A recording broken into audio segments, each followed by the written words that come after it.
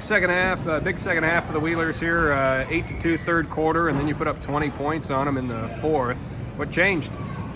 Oh, third, fourth, shots just went in. We were able to exploit some mismatches inside. We felt like we could kind of get some two-man game where we had one guy in that third quarter and really the whole game.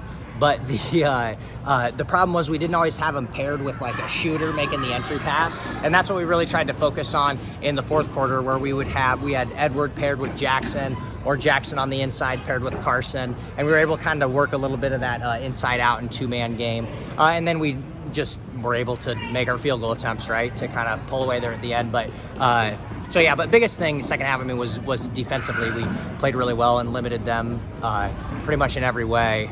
So that was, I mean, ultimately that's what allowed us to pull away, right? It wasn't that we scored that much; it was we just kept them from scoring.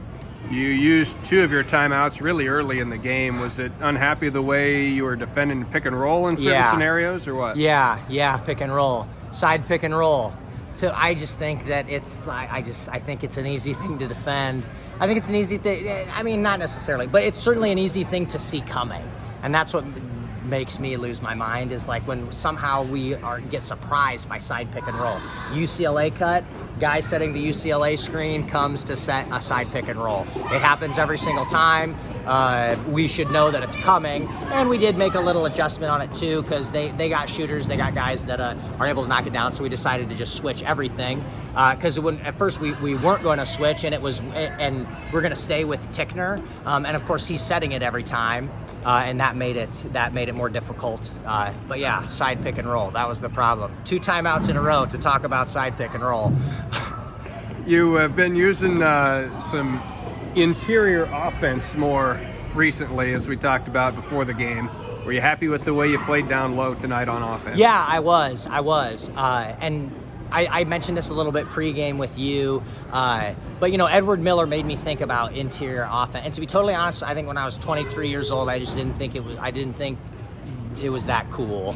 And now I just have absolutely no ego in any way in the sport of basketball, and I will do anything to score 2 points. And so it's like, if we feel like we have an advantage and you see man defense and you can exploit that, then we're going to slam anybody inside and try to do that. And that's what we were able to do today, and I think it was a huge advantage for us.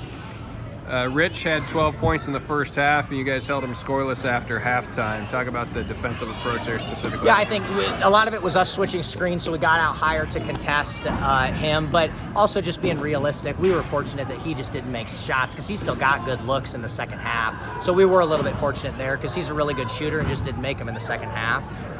But we will not complain about that. How do you build off this momentum moving forward?